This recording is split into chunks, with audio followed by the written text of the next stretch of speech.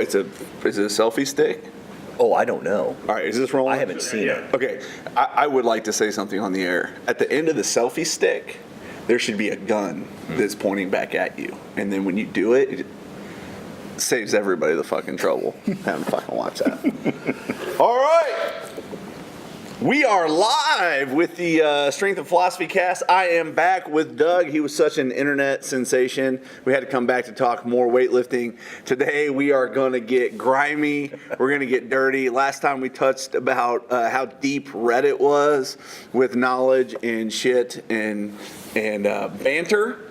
Yeah. So we decided that we would just do an episode dedicated to pulling things off Reddit and talking about them. And then I'm just going to warn you, if you're with kids, it's going to go to a dark place. It's going to get nasty at some point. But we're going to start off. We kind of been riding Lash's. We've been dick riding Lasha. I mean, we've been singing his praises a little too much. If you don't like Lasha, I don't know. Yeah, I don't want to say that the post-ban Lasha, not pre-ban Lasha. Man, that's a hard line in the sand. I mean, what do you got? You got to make a declaration. But you always assume that an athlete's clean until they get a positive test, right? So you're always going to give them the benefit of the doubt, and then once they have that positive test, there's always doubt. Oh, yeah. Always going to be doubt. Well, there's also doubt if a human being snatches almost 500 pounds over their head.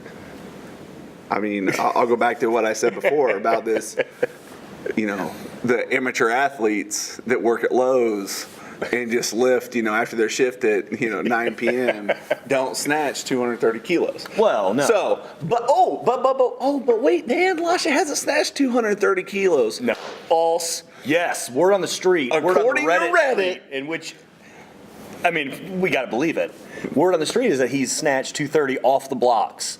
As someone who sucks off the blocks and snatches well over half that off the blocks, that's impressive. Well over half that. Wow, that's saying something. So a couple things. One, I got to tend to believe it. Did you see a video of it? Of the 230? Yeah. No, I did not see a video of the 230. This is the problem. But I did. So here's the other thing. I did see a video of him doing it was an odd number. And I say odd, meaning it was like 223 or 221.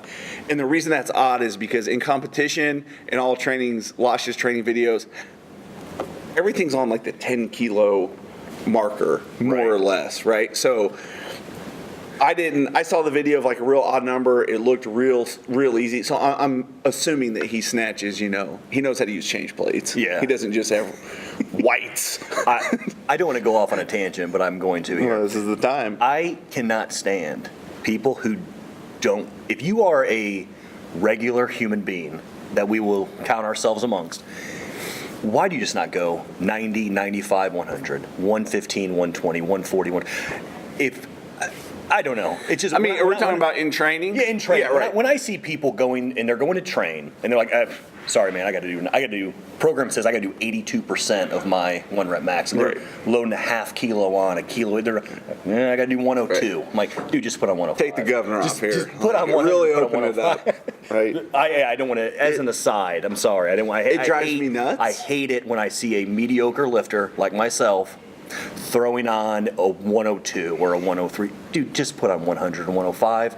I don't understand it. Now, if you're Lash and you're going 221 because you're going to try to set the world record, then we're having a conversation about putting on those 0.5s. I think that's the video I saw was 221, and I think that makes sense. That's probably why he did it. But assuming that he did do 230 off the blocks, you got to wonder what the hell is next and what are we going to see next? Because it is. Well, everybody's been waiting for the 227, the 500. Right.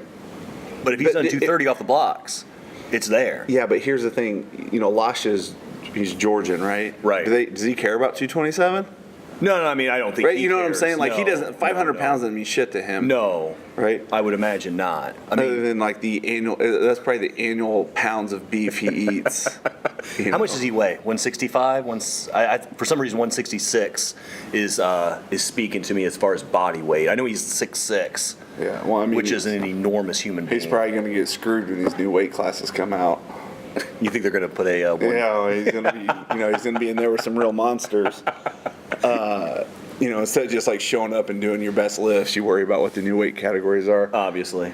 Yeah, it's a big deal. Speaking of, if we're talking about weight categories, not the side note here, but we are fight fans. Obviously. I don't know if you saw that Khabib's on his third opponent because the commission deemed Max Holloway too fucking fat to make weight. Oh, I didn't know that. Yeah, it just got announced a couple hours ago. I didn't. We're probably beating Rogan on this one. Jesus. We're not beating Rogan on the Sphinx. The water but erosion. Here's the thing. So I tried to have this bet with a guy here at the gym about this Holloway and a Khabib fight.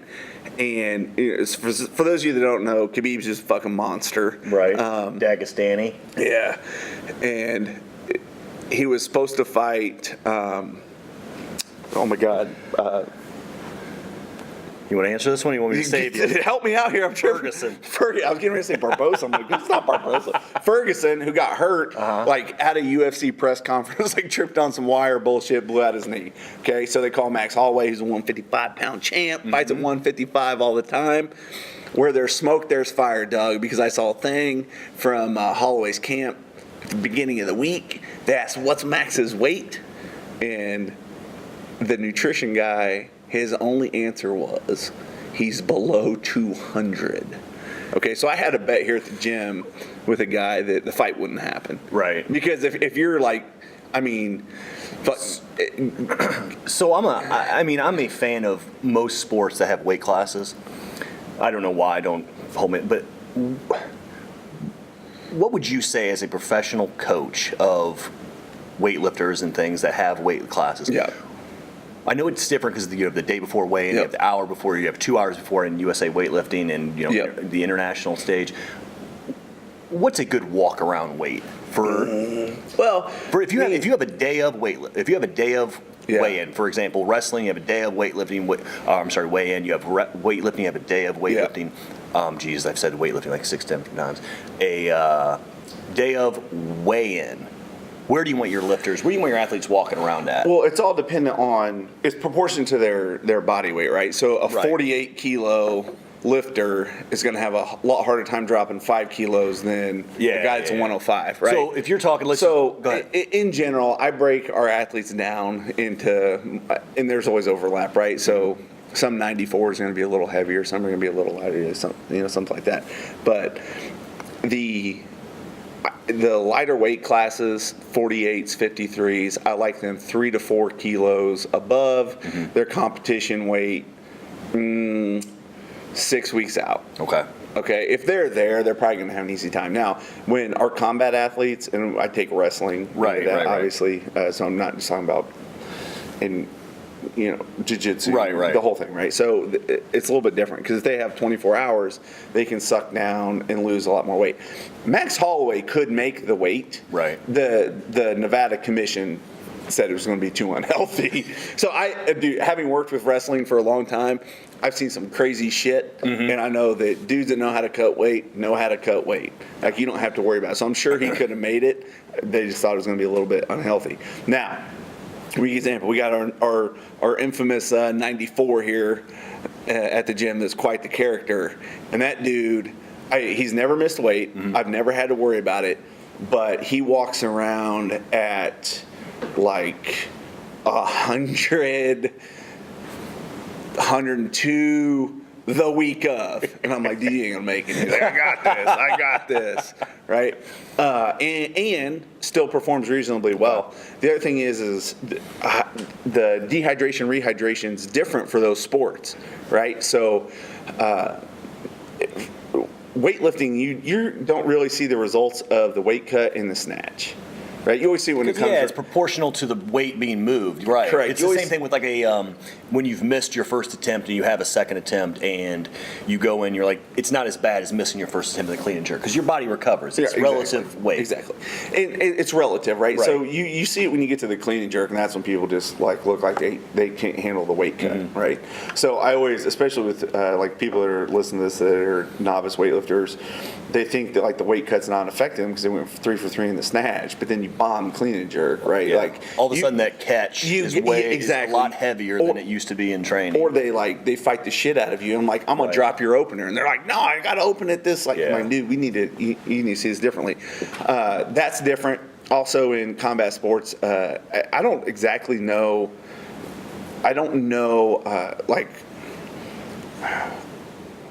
when you're getting punched, that side of the combat sports, I got to think that the hydration around your brain got to be a little bit is got to be like a thing, right? So if you're well hydrated, you probably got a little more cushion in there, some shit like that. So I think that probably matters for striking, but I'm not as versed in the combat sports that's where you're jawing people in the jaw.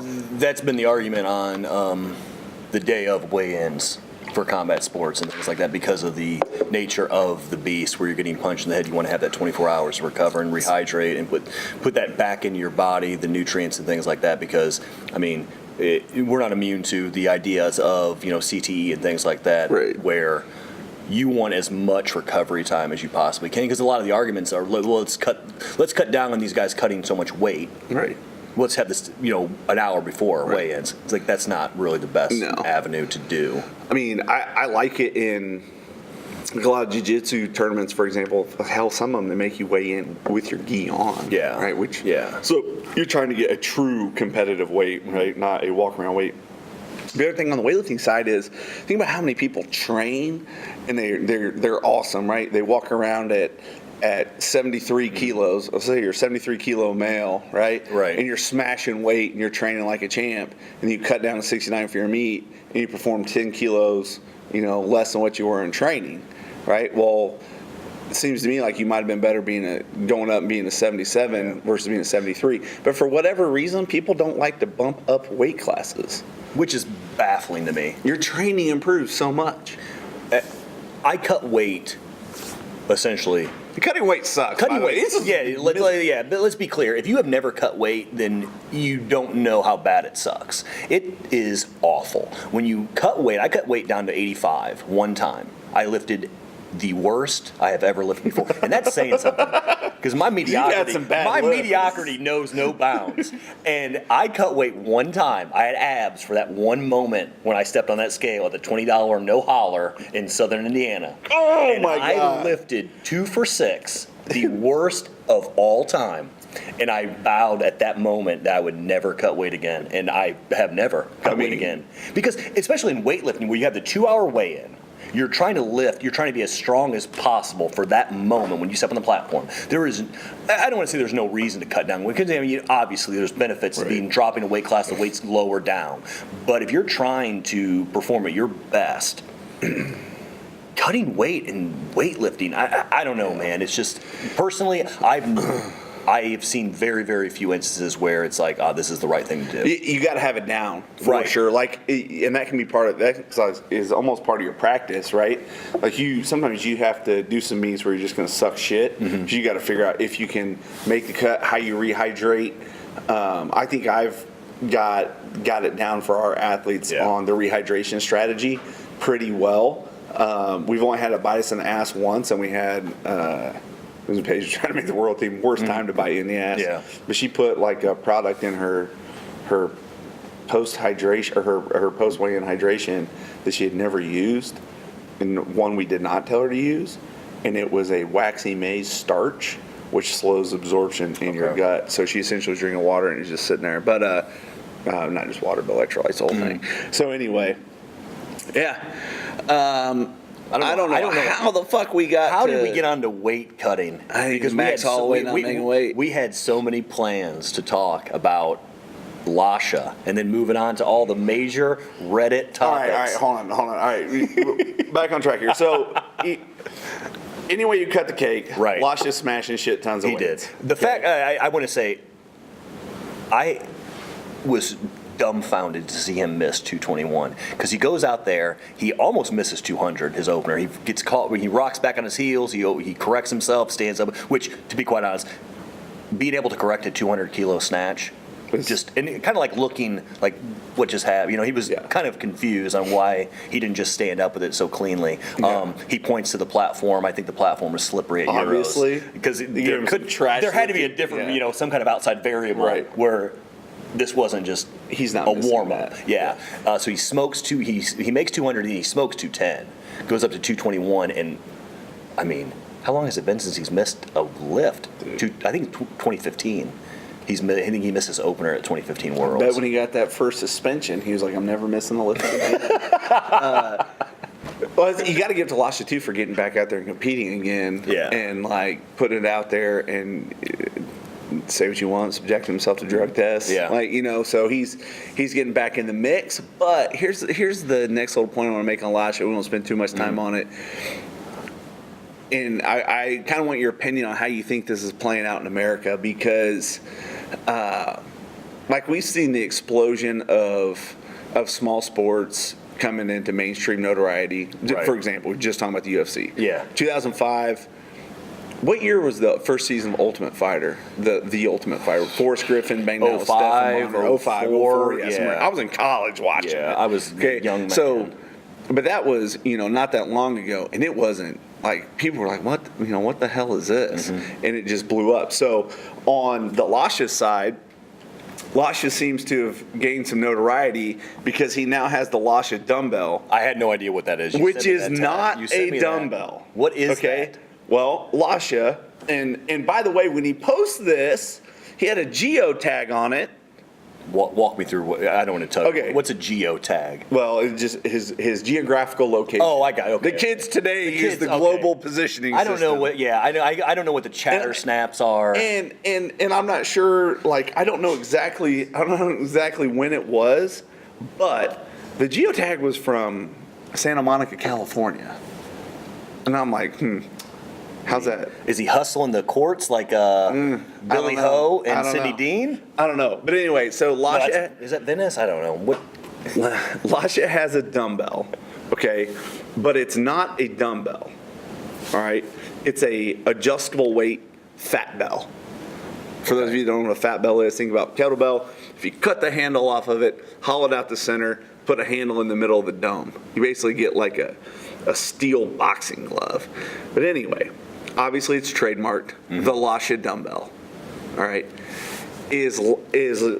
are we reaching a point where a Lasha dumbbell is going to be a household thing? Maybe not even here in the U.S., but can we even start in Eastern Europe? Like, is that really a thing? Are you going to be able to do a run the rack of Lasha dumbbells? Fuck, I don't know. I mean, you just like, I mean, I want to do my Super Sevens I don't, with a Lasha dumbbell. I don't know how Lasha enters the market and has time, with all his lifting. I'm sure this is somebody's taking a page out of the Klokoff book, but Alico is making fucking toaster ovens or whatever, and then they just stumbled upon a barbell, and like you've got a commercial product that you're selling to communist countries. Like, this is not how you. Is this thing sold in the U.S.? I mean, I got a lot of questions here, Doug, about the Lasha dumbbell. I don't have a lot of answers for your You got questions. nothing for me. I got nothing for you on the Lasha dumbbell. All right, we'll have since Put a we're- pin. Put a pin in the Lasha dumbbell. Since we are such fans of Lasha, I'm sure we can get him on the show. I'm sure. And, he's emailed several times. he's chomping at the asking. bit He to talk says, about his Can dumbbell." I get on the Strength Philosophy right. podcast? I've pushed him off. We got a lot more important things to talk about. All right, now, which let's go negative here for a second. Why not? Who do you want to talk about first? You want to talk about Glenn Pinlay, Flamin'? I don't know if that's Glenn Pendelay's account. Okay, so let's start there then. On Reddit, there was a thread that said Pinlay goes in raw on our favorite lifter. Seems pretty brutal. And you tap on it, and it says it's Glenn Pinlay, has a picture of Glenn Pinlay. I don't know if it's actually Glenn Pinlay's account or not, but there's a meme. The meme has a call an Uber button to push, or a button to push for mercilessly run down a pedestrian, and it's got a picture of our boy Bodie Santivi, however you say it, who was going to go over there and maybe win Europeans as a fine young man. Is he a 77? No, I thought it was heavier than that. Is he heavier? Yeah. Okay. Could be wrong, but anyway, he didn't kill a guy. No. Okay. So anyway, Put him in serious condition. Yes. Is what I heard. Yeah. And then if you get on the Reddits even more, it gets even deeper and darker. People are, and Brody, how old was, sorry, I think you want to call him Bodie. How old was he? Is he 18, 19? I think he's, Did we determine the legal drinking age over there? Canada, I don't know. It's got to be 21. It's got to be, no, it's 18. As a just man for of strip northern clubs, as a bub. man, well, I don't know. As a man of northern Indiana, I believe some of my friends went to Windsor. See, I thought that was for strip clubs. I have friends who went to Windsor too, but I thought it was because strip I thought it was clubs. drinking age. I don't know. My understanding was strip clubs were in Windsor were 18. Maybe you could drink. Anyway, Either way, I don't remember. not a good look No. for Canada's national team, because somebody threw a video up on Reddit of Bodie having beers with the president of Canada's Weightlifting Federation. yeah. And the whole thing. So basically, he's out. The hit and run incident happens. He turns himself in a couple days later. It was on St. Patrick's Day, and he's out in Australia on the Gold Coast at the Commonwealth Games, allowed to compete. I mean, Interesting. Innocent until proven guilty, I assume. See, but turns yourself in. I don't know how it works. That pisses me off. Innocent until proven guilty. Well, I wouldn't say Like, innocent if until proven guilty doesn't piss me off. If you watch something happen, like you see a dude hammered drunk, Right. slam into another guy, Well- he is not innocent. Well, like, I mean, this you is have not to a say- this is not a crime that has questions in it. Like, I understand, like, somebody accuses you of something, there's no witnesses around. I get innocent until Yeah. proven guilty. Well, But it is one of the pillar- it is one of the pillars when of our you're criminal justice system. When you're Justin Bieber and you stumble out of a yellow Lambo, Yeah. shit-faced drunk, people know who it is, right? Well, same thing with this dude. I take that back. He wasn't caught. He turned himself in, which is honorable, I guess. I mean, I don't know what the criminal. I cannot speak to as an expert of the Canadian criminal justice system. Yeah. I don't know what the weight that a hit and run incident carries. I would imagine it's pretty significant. You can't just be running over people in any society. No. Well, I mean, that takes out the kind of moral equivalency of this, where it's like, man, you might want to check on the guy. I mean, could be dead. Right. It's a break. I stabbed a guy for trying it. I saw that. You might want to hang low. I think a couple things. One, if he was of legal drinking age, you're not going to know if the dude was drunk. Like, you can have a beer and drive and not be drunk, right? We know that. Uh-huh. But it's not a good look No. when you're having beers and then you're getting behind the wheel, period. Yeah. And then the fact that, one, he was dealing with the president of Canada's weightlifting team, and then a couple weeks later he's at the Commonwealth Games, or a week later he's at the Commonwealth Games. So, not a good look any way you cut it. Yeah, I mean, you take into effect where we're talking about he's clearly one of their best lifters, if not their best lifter. What does that play into? Do you have some sort of I don't know what the word I'm looking for, where he's your best chance to medal? Do you send him over? If not, I mean, because then you got to take into account the moral kind of dilemma where you hold him out because he's accused of a crime. I mean, a serious crime. Do you send him to the Commonwealth Games? Do you want him representing you on the platform? I don't know. I would not. That's just my own personal opinion. But I'm not the head of the Canadian Federation, so. Who knows? I don't know. Let's move on to our my more favorite topic. All right, and then I think that on the in the Reddit comments, it's like 50-50 on whether that's Penlay or not. On that. Let me tell you, I'll lay this out. I would be shocked if that is Penlay. I'd be shocked. Okay, but here's why I'm going to be shocked.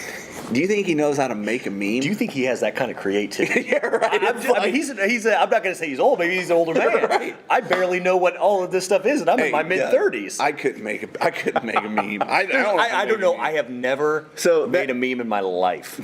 Somebody made the meme, and then it was posted. I don't know. He does not strike me as a meme maker. I gotta think he probably didn't make the meme. I would, and okay, like first of all, I don't know Glenn Penley, but he strikes me as just being somewhat reasonable. Yeah. Like, that's coming in pretty hard, but Yeah, that's coming from the top turnbuckle with an elbow drop, Macho Man Savage style. not as hard as our next little thread, though. No. All right, listen. You turned me on to this. Okay. I am going to go out on a limb, and according to the Reddit, I will be the minority group here. I enjoy. Frame it up. What are we doing Okay, here? we are talking about, just to put it all on, to make sure everybody's clear on where we're talking. I am talking about the Reddit thread that has Michaela Breeze showing Rebecca Koha how to use her glutes in this sort of kind of a gotcha moment. Now, mind you, Rebecca Koha just crushed the European field. I mean, literally was snatching what a lot of the girls were clean and jerking. It was not much of a competition. She's a beast. She is a beast. And if you don't know who she is, go to All Things Gym has a video of her. Yeah, of her training hall. She's smashed. All Things Jim, he's from Germany, and I think he's gone to Latvia a lot, and they have a lot of videos. I mean, fantastic. All Things Gym is All Things Gym is. underutilized. By the way, if you have not donated to their Patreon, I encourage everybody to, because All Things Gym, has asked for a Patreon, has set it up. They do great work. I mean, they do great work in this kind of niche sport that we're all interested in. It's important to kind of support the groups that, the groups that are keeping us informed and keeping all the great videos entertained. I mean, shit. I cannot fathom how many hours I have spent on All Things Gym and Hook Grip and all of those. Lots of times I play my office when I'm just working. Exactly. So, I mean, especially if they're asking for, a Patreon, they're not making money. This is not a sport that makes money. So please go and go and support. Nat posted a thing where he was showing it how, because, he works close with, Hook Grip works close with All Things Gym. Right, yeah, absolutely. And he basically made a post regarding All Things Gyms, but it was using a Hook Grip picture as an example, just how they took some picture, somebody scrubbed it clean and then used it. And he's like, look, they're using that for profit. It's our work. Yeah. It's shitty. Yeah. When you do it, you're shitty. Right. So back on track. Michaela. So Michaela Breeze is the English or Welsh commentator for all of your weightlifting that you have seen in the English language kind of YouTubes and things like that. Now, those of us who are going to try to get it quicker, just go to the Russian link, and we just kind of stumble through that. But whatever. Meanwhile, you vote for Trump on the way to the link. So we go through the Russian link. But by the way, so Michaela Breeze goes through an ad and is showing Rebecca Koha how to use her glutes in weightlifting. And she does a little demo where she kind of stands up quickly, gets on her toes, and engages her glutes, the glute activation. Rebecca Koha doesn't do it correctly. Who knows? I don't know. It's mind-boggling. But I'm going to stand on a limb and say Michaela Breeze, got nothing but hate on YouTube, on Reddit. I'm going to go on a limb. I enjoy her commentary. Nobody else, according to Reddit, does. I am in the very, very small minority. So getting into the first of all, it's the claim, right? You're going to take a world-class lifter, and with some fucking air drill, she's going to add 10 kilos onto her already near world record list. Right? It's like, second place is a country mile. You know what's going to add 10 kilos onto a world record? Drugs, not an air hip drill. Well, yeah, you did the old standby. Right. Stanza ball is going to... and she makes... Well, first of all, from the technical side, okay, Rebecca, phenomenal technique. Her technique is fantastic. She has a lower hip model. And shocker, a lower hip model is going to involve more quads, right? That's the reason people fucking do it, because you always goddamn front squats, and you want to use that shit in your clean. Right. Right? So, one, Breezy here. Old Breezy. Is talking about something that she doesn't fucking know, right? She's just not. I don't know. I have a hard time with that. It's like, okay, yeah, she had a technique where she was hanging over the bar. She had what you think of that traditional Russian technique that was more low back glute. Okay, maybe you're in the ballpark, but that's not Rebecca's technique. She don't lift like that. She looks like a fucking 53, or is she 58? 58. 58. She looks like looks like a short female, right?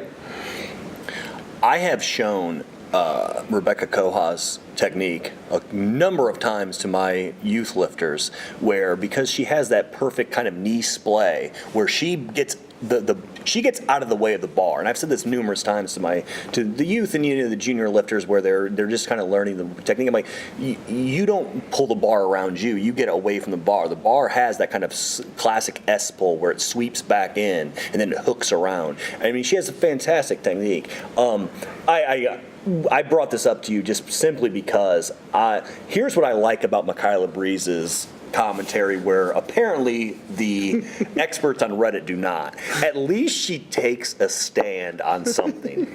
Because I will tell you, my pet. She's got an ethos. At least she's got an ethos. She believes in something. Big Lebowski. She's got an ethos. She says, at least she says things that are somewhat, I don't want to say controversial, because I mean she was a solid lifter back, in her day. That's where the Reddit people. That's where Reddit's no. gonna say no. Yeah. They're gonna say she was like the first wave of women. And they talk a bunch of shit. Right. They'd say like she was a subpar lifter. Yeah. They make I think she was a historical note that Koha smashed any numbers that Koha smashes did it as a 69 kilo lifter. Koha smashes most people as 2 weight classes Doug, above. she smashes me. She smashes I'm a 250-some pound male. I mean, so I will say though, at least she takes a stand and says, I think this should happen. I like that. That is a poor technique. And then it gives us something to talk about. Right. Because at the end of the day... She flamed, and in the comments they bring it up. They do. She flamed Buff Mendez. She did, because of his upper and body mass. We all remember it, because we were sitting there watching that and like, God, she is going hard on him. And when he couldn't, because he bombed out at 180.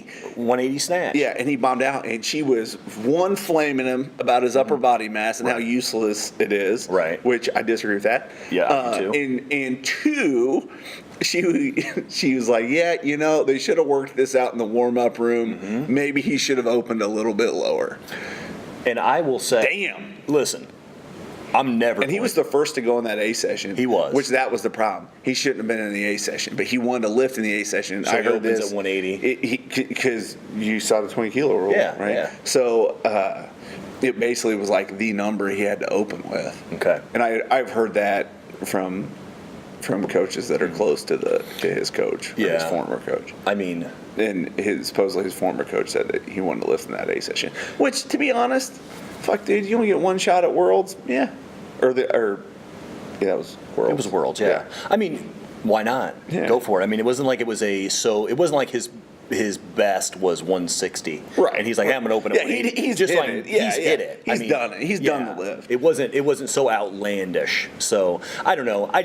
She got so much, and again, I completely disagree with the idea of this. She has this kind of intrinsic hatred of upper body mass. Anybody who walks around and walks on the platform and looks like they actually lift weights, she kind of like denigrates, which I completely disagree with. But see, this is why the Reddit people are substantiating the claim that she's a shitty lifter, right? Right. Because think about it, if she was like she was one of the first wave of like you're in that early 2000s, 2004, 2005.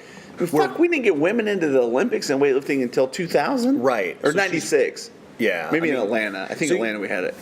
So 96 was Atlanta, and 2000 was Sydney. Yeah, okay. So I don't know. And think about it, if you had an old school weightlifting coach and they're just talking about legs.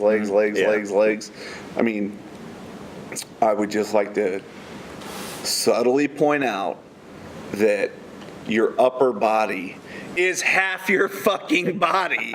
Like you might want to care about it when it comes to lifting. Like in some capacity, you might want to train it. I don't know. If you only want to use half of your body weight for your body weight category, okay, that's the thing. Here's my very, very, very, very humble kind of situation or humble position on this. Weightlifting, like most niche sports, everybody has this kind of hive mindset where they don't want to take a position and talk poorly about anybody else in that niche market. Yeah. Case in point, where you're talking about like CrossFit and things like that, where the idea was you never denigrate anybody else because you're all in this group together. You're all fighting uphill to get this recognized as a sport. To kind of harken back to our initial thing we were talking about an hour ago, when you're talking about like the UFC and mixed martial arts in the early 2000s, everybody was like trying to get this to be an accepted sport. So you didn't really want to talk about other coaches or other fighters, things like that. Weightlifting is the same way now in 2018, where you don't want to talk poorly about anybody else or anybody else's technique or anybody else's coaching techniques or coaching abilities. At the end of the day, that kind of drives competition and drives growth. I don't want to say you don't want to be negative just to be negative, but if you see something that's poor, you got to call it out. Yeah, I think that exists in terms of like team hatred competition. I know of some pretty good ones, but it's just not public. Right. And eventually it will be. Right. This is if you're using the Eminem. Golly, man. I told you I need the head today. The MMA comparison, like the early days, this is what was the Shamrock's Lions Den? The Lions Den versus ATA or the Militich fighting system, right? Like those dudes, like they liked each other, they respect each other, but they hate each other. I think there's a lot of that. Well, you're talking about like the old days of you're at the end of the day you're trying to win. This is a competition. One of the things that really not upset me, but it annoys me is the idea of, as someone who was back in the CrossFit days of 09, 08, early 2010 you're myself. on the big stage. Yeah, I had my pre-Bach t-shirt on, no big deal.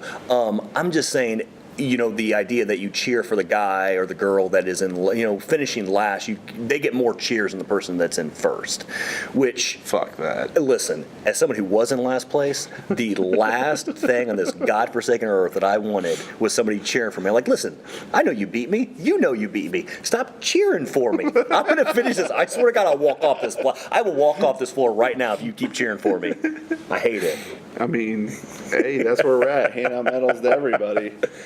So, old Breeze got flamed. She did. Terribly. Feel bad for her. But here, let me ask you this. We'll kind of, go through this to bring it full circle. Do you think it's necessary?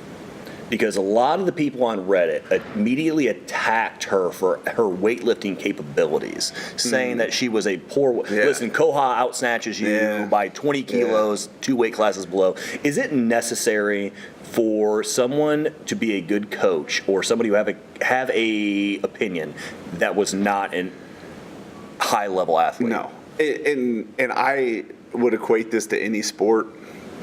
And I do think that... So, like, my beef with her is, like, her coaching explanation for things. Right? Like, at the very beginning, I talked about how she's talking to Koha about a position that Koha doesn't really fucking get into that much, right? And so, like, that's my beef. My beef is not with her as a lifter, right? If you're really good at something, and I'll use American football as an example, and arguably one of the top quarterbacks all time, Peyton Manning.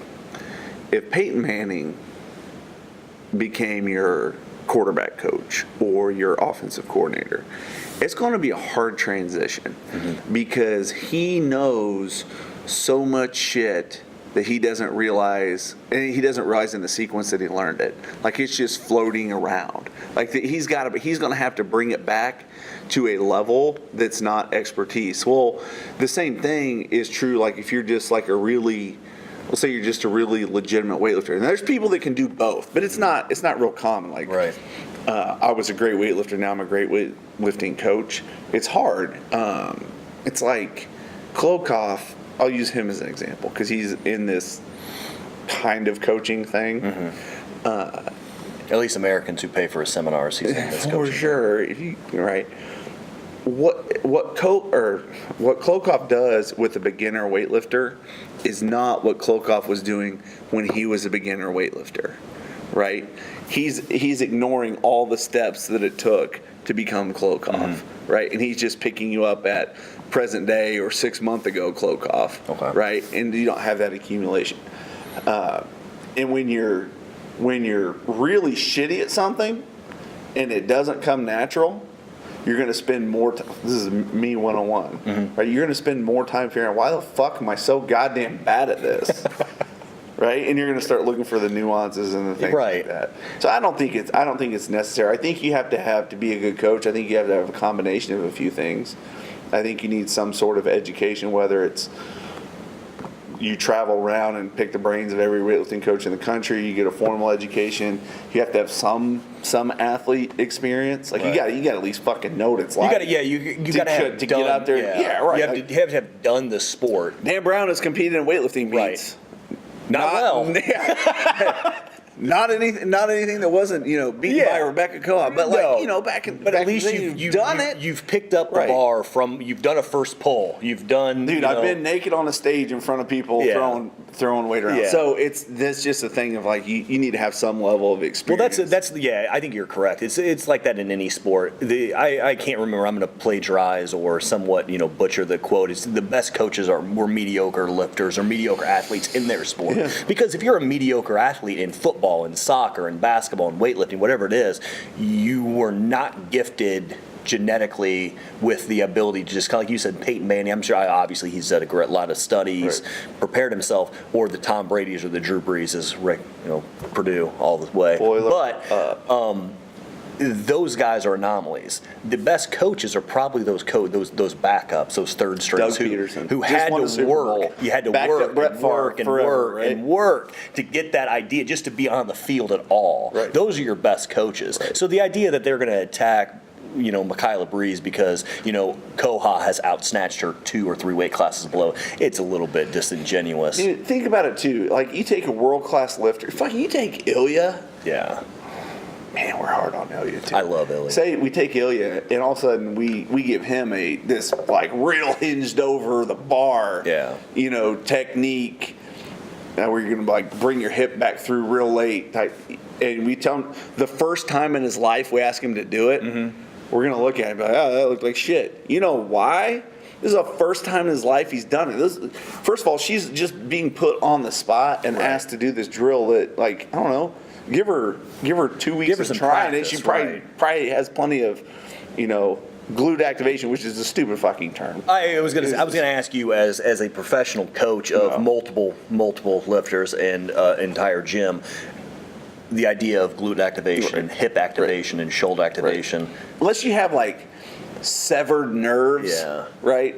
Your shit's activated, right? It may be weak as shit or like cat piss, but it's been activated. It has like neurons running to it. Like your brain knows it's there. You may not be that good at it, but it's there. All right, Doug. Dan.